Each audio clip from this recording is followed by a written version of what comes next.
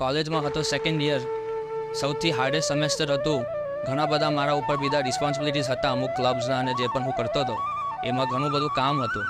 રોજના 3-4 વાગે સૂતો સવારે, એવું કામ ચાલતું. અને એની અંદર બીજી અમુક ઘટનાઓ બની જેમાં હું એકદમ ડિસ્ટર્બ થઈ ગયો, to the point that I felt કે if this goes on for even some more time I might commit suicide. My friends, they could not do anything.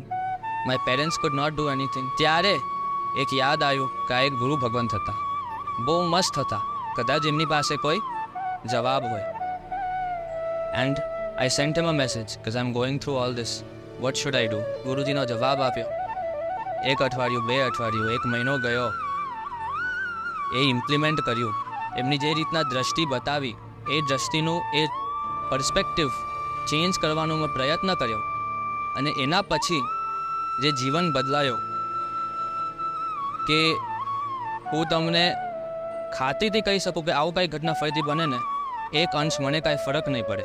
એટલું મને એ ટાઈમે ફર્સ્ટ ટાઈમ મળ્યો ત્યારે સાહેબજી મને તૈયાર કર્યો.